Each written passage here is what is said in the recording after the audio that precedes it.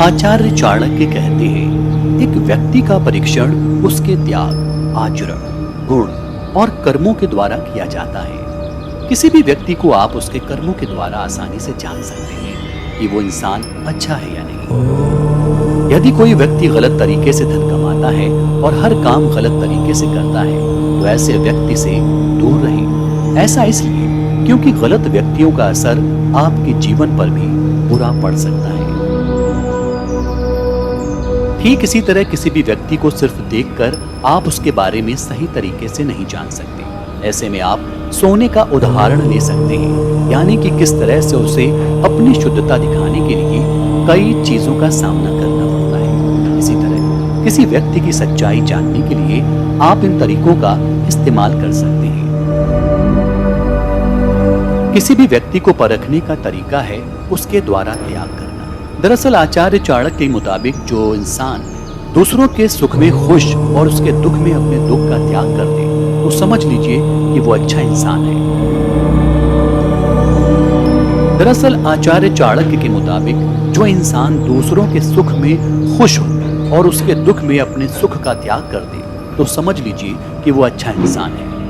वहीं अगर कोई व्यक्ति आपके सामने खुद को सबसे अच्छा बताता है और समय आने पर सबसे पहले भाग जाता है, तो इसका मतलब है कि वो आपकी जिंदगी में किसी काम का नहीं। किसी व्यक्ति को जानना हो तो उसके आचरण को देखें, क्योंकि जो इंसान अच्छा होता है वो हर तरह की बुराइयों से दूर रहता है। वो किसी भी गलत काम में शामिल नहीं होता। साथ जो दूसरों के लिए मन में गलत भावनाएं नहीं रखते, ऐसे लोग सबसे अच्छे होते हैं। किसी को समझने का अगला तरीका है उसके गुण। हर व्यक्ति के अंदर कुछ गुण तो कुछ अवगुण होते हैं। अगर किसी के अंदर झूठ बोलना, अहंकार दिखना, लोगों का अपमान करना जैसे अवगुण है, तो उससे तुरंत दूरी बना लेने में ही आपकी भलाई है। वो क्या है जो कभी कल्पना में नहीं आ सकता? वो कौन सी बात है जिसे करने में औरत सक्षम नहीं? ऐसी कौन सी बकवास है जो दारू पिया हुआ आदमी नहीं करता? ऐसा क्या है जो कौवा नहीं खाता? नियति एक भिखारी को राजा और राजा को भिखारी बनाती है। वो एक अमीर आदमी को गरीब और गरीब को अमीर बना देती है। दीपक अंधेरे का भक्षण करता है, इसीलिए काला धुआं बनाता है। इसी प्रकार हम जिस प्रकार का अन्न खाते हैं, माने सात्विक, राजसिक, तामसिक, उसी प्रकार के विचार उत्पन्न करते हैं। देखिए क्या आश्चर्य है, बड़े लोग अनोखी बातें करते हैं। वो पैसे को तो तिनके की तरह मामूली समझते हैं, लेकिन जब वो उसे प्राप्त करते हैं तो उसके भार से और विनम्र होकर झुक जाते हैं। यदि एक विवेक संपन्न व्यक्ति अच्छे गुणों का परिचय देता है, तो उसके गुणों की आभा को रत्न जैसी मान्यता मिलती है। एक ऐसा रत्न जो प्रज्वलित है और सोने के अलंकार में मढ़ने पर और चमकता है। शक्तिशाली लोगों के लिए कौन सा कार्य कठिन है? व्यापारियों के लिए कौन सी जगह दूर है? विद्वानों के लिए कोई देश विदेश नहीं है। मधुभाषियों का कोई शत्रु नहीं। जब आपका शरीर स्वस्थ है और आपके नियंत्रण में है, उसी समय आत्म साक्षात्कार का उपाय कर लेना चाहिए, क्योंकि मौत हो जाने के बाद कोई कुछ नहीं कर सकता। हंस वहां रहते हैं जहां पानी होता है। पानी सूखने पर वो उस जगह को छोड़ देते हैं। आप किसी आदमी को ऐसा व्यवहार ना करने दें कि वो आपके पास आता जाता रहे। एक संयमित मन के समान कोई तप नहीं, संतोष के समान कोई सुख नहीं, लोभ के समान कोई रोग नहीं, दया के समान कोई गुण नहीं। क्रोध साक्षात यम है, तृष्णा नरक की ओर ले जाने वाली वैतरणी है, ज्ञान कामधेनु है, संतोष ही तो नंदन वन है।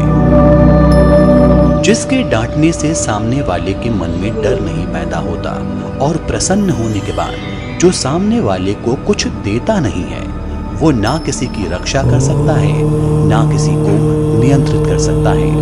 ऐसा आदमी भला क्या कर सकता है? जिनके भेजे खाली हैं, वो कोई उपदेश नहीं समझते। यदि बांस को मलय पर्वत पर उगाया जाए, तो भी उसमें चंदन के गुण नहीं आते। जिसे अपनी कोई अकल नहीं, उसके शास्त्र क्या भलाई करेंगे। एक अंधा आदमी आईने का क्या करेगा।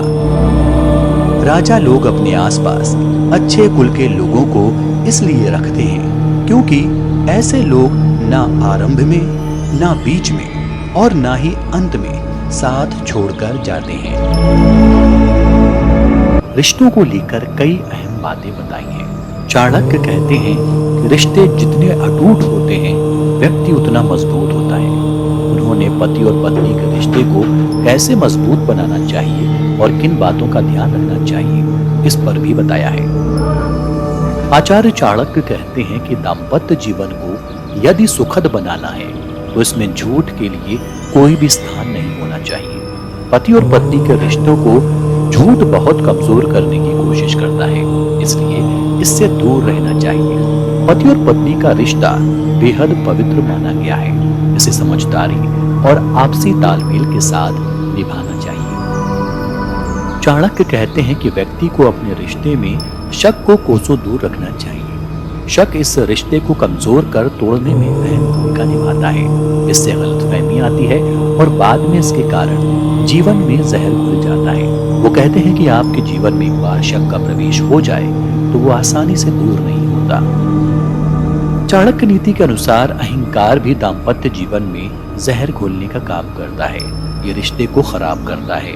इससे दूर रहने का प्रयास करना चाहिए। पति पत्नी के रिश्ते में अहंकार के लिए कोई स्थान नहीं होना चाहिए, क्योंकि अच्छे बुरे समय में ये रिश्ते ही साथ निभाते हैं। चाणक्य कहते हैं कि आदर और सम्मान किसी भी रिश्ते को मजबूत और लंबे समय तक टिकाऊ बनाता है। जब किसी भी रिश्ते में आदर और सम्मान की कमी हो जाए तो वो रिश्ता बेरंग हो जाता है। उस रिश्ते का आनंद खत्म हो जाता है। हर रिश्ते की मर्यादा होती है। इस मर्यादा को कभी किसी को नहीं लांघना चाहिए, नहीं तो अनर्थ हो सकता है। जिनके पास ये कुछ नहीं है, यानी विद्या, तप, ज्ञान, अच्छा स्वभाव, गुण, दया भाव, वो धरती पर मनुष्य के रूप में घूमने वाले पशु हैं। धरती पर उनका भार है। जिनके भेजे खाली हैं, वो कोई उपदेश नहीं समझते। यदि बांस को मलय पर्वत पर उगाया जाए तो भी उसमें चंदन के गुण नहीं आते। जिसे अपनी कोई अकल नहीं, उसके शास्त्र क्या भलाई करेंगे। एक अंधा आदमी आईने का क्या करेगा। एक बुरा आदमी सुधर नहीं सकता। आप पृष्ठ भाग को चाहे जितना साफ करें, वो श्रेष्ठ भागों की बराबरी नहीं कर सकता। अपने निकट संबंधियों का अपमान करने से जान जाती है। दूसरों का अपमान करने से दौलत जाती है। राजा का अपमान करने से सब कुछ जाता है। एक ब्राह्मण का अपमान करने से कुल का नाश होता है।